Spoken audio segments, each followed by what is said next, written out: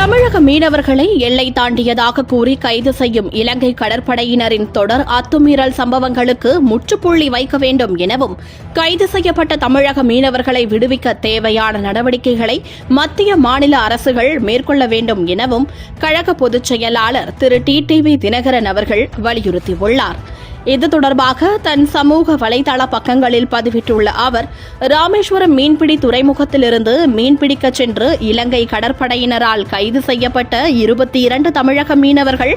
தற்போது வரை விடுவிக்கப்படாத நிலையில் நேற்று நாகப்பட்டினத்தைச் சேர்ந்த 10 மீனவர்கள் இலங்கை கடற்படையால் கைது செய்யப்பட்டிருப்பதாக வெளியாகியிருக்கும் செய்திகள் மிகுந்த அதிர்ச்சி அளிப்பதாக கூறியுள்ளார். மீன்பிடி தடை காலமான 2 மாத காலம் கடலுக்கு செல்லாமல் லட்சக்கணக்கில் பணத்தை செலவு செய்து தங்களின் படகுகளை பழுது நீக்கி கடலுக்குள் சென்ற மீனவர்களை எல்லை தாண்டி மீன்பிடித்ததாக கூறி கைது செய்து வரும் இலங்கை கடற்படையினரின் அத்துமீறல் சம்பவம் தொடர்கதையாகி வருவது கடும் கண்டனத்திற்குரியது எனவும் அவர் தெரிவித்துள்ளார். மீனவர்களின் கைதை தடுத்து நிறுத்தவும் இலங்கை சிறையில் உள்ள தமிழக மீனவர்களை தாயகம் அழைத்து வர தேவையான நடவடிக்கைகளை மேற்கொள்ள வலியுறுத்தியும் ராமேஸ்வரம் மீனவர்கள் வேலைநிறுத்த போராட்டத்தில் ஈடுபட்ட நிலையில் மேலும் 10 மீனவர்கள் கைது செய்யப்பட்டிருப்பது மீனவர்களிடையே கடும் கொந்தளிப்பை ஏற்படுத்தியிருப்பதாக தெரிவித்திருக்கும் கழக பொதுச் செயலாளர் அவர்கள்,